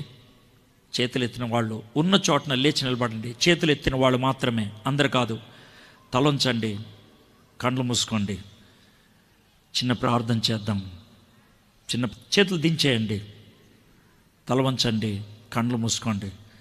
నేను ఇప్పుడు అడగబోయేది కొంచెం కఠినతరంగా ఉంటుంది, కానీ ఈ పని చేస్తే మీకు ఒక నిశ్చయత వస్తుంది. ఏంటది? యేసుక్రీస్తు ప్రభువారు పరలోకము నుంచి భూలోకములోకి వచ్చాడు నన్ను విమోచించడానికి. గొల్గొతా కొండకి నడుచుకుంటూ వెళ్ళి సిలువ మీద ఆయన చచ్చిపోయాడు, నన్ను పాపం నుంచి బయటికి తీసుకురావడానికి. సమాధిలోంచి బయటకు వచ్చాడు నాకు నిత్య జీవాన్ని ఇవ్వటానికి. ఈ రాత్రి ఆ యేసయ్యను అంగీకరించడానికి 4 అడుగులేయటం పెద్ద విషయం కాదు. ఎవరైతే లేచి నిలబడ్డారో దయచేసి నడుచుకుంటూ ఈ స్టేజ్ దగ్గరికి రండి. నేను చిన్న ప్రార్థన చేసి నేను ముగిస్తాను. రండి. ఆ సమయంలో తలంచండి, కళ్ళు మూసుకోండి. కూర్చున్న వాళ్ళు మీ గురించి మీరు ఆలోచించండి. మీరు ఇదివరకే యేసు ప్రభుని సొంత రక్షకుడిగా అంగీకరించినట్లయితే ఈ సాయంకాలపు పరిస్థితిని బట్టి దేవునికి కృతజ్ఞతలు చెల్లించండి, ప్రార్థన చేయండి. వచ్చేటప్పుడు మాట్లాడొద్దు, రండి. ఈ కార్యం చాలా పవిత్రమైనది. యేసు ప్రభుని సొంత రక్షకుడిగా అంగీకరించడానికి మనఃపూర్వకంగా మీరు వచ్చారు ఇక్కడికి. తలంచండి, కళ్ళు మూసుకోండి. వచ్చినటువంటి మీరు మీ హృదయంలో చిన్న ప్రార్థన చేసుకోండి. యేసయ్యా, ఈ రాత్రి నన్ను ప్రేమించి ఈ వర్తమానం వినిపించావు. చెప్పండి ఆయనకి, యేసయ్యా, ఈ రాత్రి నేను అర్థం చేసుకునేటట్లు వివరణతో ఈ మాటలు నాకు వినిపించావు. నీకు వందనాలు ప్రభా. చెప్పండి యేసయ్యతో, ఈ రాత్రి నీ కార్యాన్ని నా జీవితంలో జరిగించు ప్రభా. నేను చేసినటువంటి పాపానికి నువ్వు సిలువ మీద చనిపోయావని నేను ఒప్పుకుంటున్నాను. ధైర్యంగా మన హృదయంలో పశ్చాత్తాపంతో ప్రార్థన చేద్దాం. ఎలాంటి ఫిల్టర్ లేకుండా ప్రార్థన చేద్దాం. మీ హృదయంలో ప్రభువు దగ్గర మీ పాపాన్ని ఒప్పుకోండి. మీ హృదయంలో యేసే అని మీ రక్షకుడు అని అంగీకరించండి. పాపాన్ని బంధిస్తున్నాం ప్రభా, నీ ఆత్మకార్యం జరిగించావు ప్రభా, నీ బిడ్డలకు నువ్వు స్వేచ్ఛను అనుగ్రహించావు ప్రభా, నీకు వందనాలు. ఎవరైతే ముందుకొచ్చి ప్రార్థన చేశారో ప్రభా, ఎవరైతే పాపాన్ని ఒప్పుకున్నారో ప్రభా, వారిలో రక్షణ నిశ్చయతను ఈ రాత్రి మీరు అనుగ్రహించమని అడుగుతున్నాను. నీ బిడ్డలుగా ఈనాటి నుంచి జీవించడానికి మీరు శక్తిని అనుగ్రహించమని అడుగుతున్నాను. యేసే నామములో ప్రార్థన చేయుచున్నాను తండ్రి, ఆమెన్. ఎవరైతే ముందుకొచ్చి ప్రార్థన చేశారో 4 విషయాలు చెప్తాను, మీరు జాగ్రత్త వినండి. 4 పనులు చేయటం మీరు మర్చిపోవద్దు. నెంబర్ 1, యేసేతో ఒక సంబంధాన్ని ఈరోజు కలుపుకోవడానికి ఇష్టపడ్డారు, ముందుకొచ్చి ప్రార్థన చేశారు. ఆ సంబంధాన్ని కొనసాగించడానికి మొదటి పని, ఆయనతో మీరు మాట్లాడండి. ఆయనతో మీరు మాట్లాడండి, ప్రతిరోజు మాట్లాడండి. ఉదయాన్న మాట్లాడండి, రాత్రి మాట్లాడండి, నడుస్తున్నప్పుడు మాట్లాడండి, ఖచ్చితంగా మాట్లాడండి. ఆయనతో మాట్లాడటాన్నే ప్రార్థన అంటారు. ప్రార్థన మర్చిపోవద్దు, ప్రతిరోజు ప్రార్థన చేయండి. ప్రార్థన అంటే యేసయ్యతో మాట్లాడటమే. ఇది ఒకటి. రెండోది, ఆయన మాటలు వినండి. ఆయన మాటలు వినండి. మీకు చదువుకోవటం వస్తే బైబిల్ చదవండి. బైబిల్ రాకపోతే మీరు మొబైల్ పెట్టుకొని బైబిల్ వినండి. రోజు ఆయన మాటలు వినండి. బైబిల్ ఆయన మాట, ఆయనతో మాట్లాడండి. ప్రార్థన, ఆయన మాటలు వినండి. బైబిల్, అది రోజు. మూడోది, దేవుని బిడ్డలతో సహవాసం చేయండి. మీరు ఏదైనా చర్చికి వెళ్ళే వాళ్ళైతే అదే చర్చిలో కొనసాగండి. ఏ చర్చికి వెళ్ళని వాళ్ళైతే ఇక్కడ పాస్టర్స్ ఉన్నారు, అడగండి. మీ ఇంటికి దగ్గరలో ఉన్నటువంటి చర్చికి వెళ్ళండి. బైబిల్ బోధించి యేసు ప్రభుని దేవుడిగా అంగీకరించేటువంటి చర్చ్కి మీరు వెళ్ళండి. ఇది మూడోది. నాలుగోది, ఎవరైనా ఎప్పుడైనా నువ్వెందుకు ఇలా జీవిస్తున్నావు అని అడిగితే, ఎవరైనా ఎప్పుడైనా ఏంటి ఇలా ఉన్నావు అని అడిగితే, వాళ్ళకి చాలా ప్రేమపూర్వకంగా మీలో వచ్చినటువంటి మార్పుకి సాక్ష్యాన్ని ఇవ్వండి. ఈ 4 మర్చిపోవద్దు. 1, ప్రార్థన చేయండి. 2, బైబిల్ చదవండి. 3, సహవాసంలో ఉండండి. 4, సాక్ష్యాన్ని చెప్పండి. God bless you.